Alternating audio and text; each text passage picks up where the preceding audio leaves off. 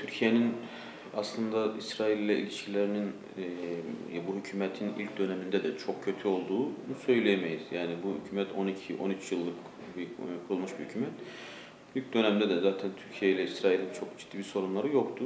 Ancak işte Mavi Marmara olayıyla birlikte ilişkiler gerilmişti. Şimdi Türkiye sistem olarak, rejim olarak İsrail'i ilk tanıyan ülkeler arasında. Dolayısıyla Türkiye'nin hükümetinden öte sisteminin, rejiminin, yani Kemalist rejimin İsrail'de zaten bir problemi yok. Yani şu anda hükümet edenlerin de Kemalist sistemle bir problemleri yok. Dolayısıyla şu anki hükümetin İsrail'le yaşadığı sorunu biraz daha böyle o Mavi Marmara olayıyla sınırlı görmek gerekirdi. Ancak öyle bir hava oluştu ki sanki hükümet İsrail'e tamamen muhalifmiş gibi veya tamamen İsrail'e karşıymış gibi bir algı oluşturuldu. Bu da olumlu yansıdı. Hem hükümetin aldığı oylara olumlu yansıdı hem de İslam dünyasında bu hükümete karşı işte bir sempati gelişmesine sebep oldu. Ancak şu anda hükümet fabrika ayarlarına dönmüş durumda. Şimdi ülkelerin biliyorsunuz yani siyasi çıkarları, menfaatleri öyle bir şeydir ki yani siz burada işte ne ihanettir ne değildir çok fazla seçemiyorsunuz işin gerçeği. Şimdi bunun karşılığında yani İsrail'le dostluk karşılığında acaba işte Rusya ile sorunun bir şekilde çözülmesi mi amaçlanmıştır veya karşılığında o mu alınmıştır veya işte Amerika'dan işte iadesi istenen zatla ilgili midir durum? Bu bir süre sonra ortaya çıkacaktır zaten. Mutlaka bunun karşılığında bir siyasi çıkar hedeflenmiştir. Ancak ne olursa olsun, hangi çıkar, hangi menfaat olursa olsun, İsrail'le dostuz cümlesi bir İslam ülkesi için bir zillettir. Yani bir İslam ülkesi. Bunun adı ister Türkiye olsun, adı başka bir şey olsun. Bir İslam ülkesinin biz İsrail'le dostuz demesi o ülke adına bir zillettir. Bir zillettir. Bunu görmek lazım. Yani ihanet midir, değil midir? Buna şu an için belki kesin karar vermek aceleciliktir ama o tutum çok yakışıksız, çok alçaltıcı bir tutumdur. Bu mutlaka etkileyecek. Yani sadece Hamas'ı da etkilemeyecek. Sadece Filistin davasını da etkilemeyecek. Bu İslam aleminin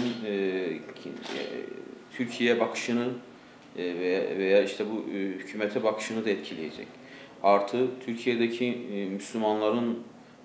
Müslümanların da yani bir şekilde İsrail aleyhtarlığı, İsrail karşıtlığı bir şekilde suç haline de gelmiş olacak. Yani daha önceden olduğu gibi. Ve bugün Filistin'e ve Hamas'a işte destekte bulunan veya bir şekilde gönül bağı olan bütün herkes de bir anlamda bu devlet tarafından yani suçlu muamelesi görecek. Çünkü İsrail'le dostuz demenin getireceği bir takım sonuçlar da var. Bu İsrail'in düşmanı olan kişilere düşmanız anlamına da geliyor. Bugün İsrail'e düşman olan hangi yapılar varsa, hangi hareketler varsa, bu ister Türkiye'de ister başka yerde bunlara da düşmanız gibi bir anlam çıkacak. Veya İsrail'e dostuz demek, İsrail'in yaptıklarını onaylıyoruz gibi bir anlama da geliyor.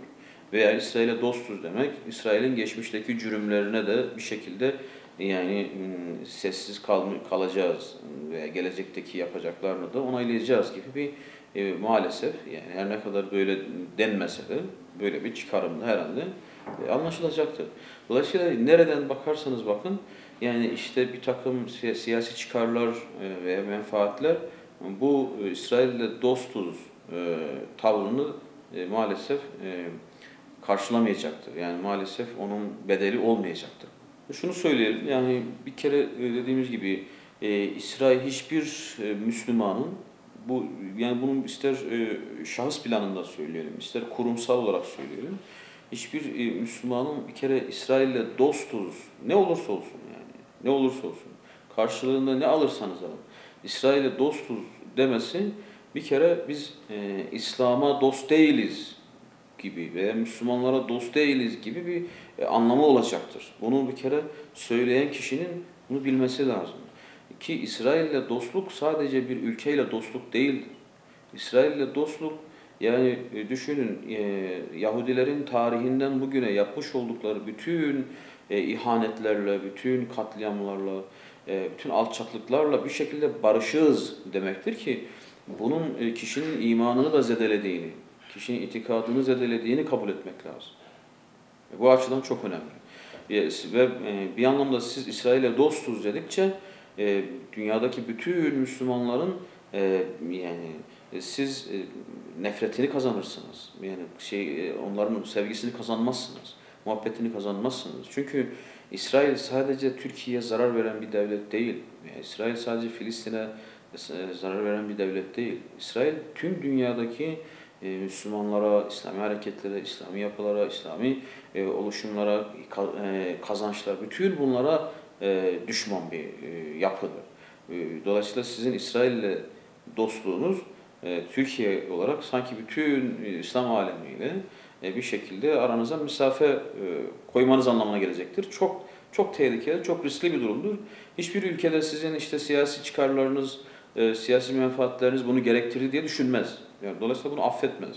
Yani bu dalga dalga yayılacaktır. Yani bu hükümete karşı tepki bunun sadece ülke içinde değil, ülke dışında da dalga dalga etkileri olacaktır.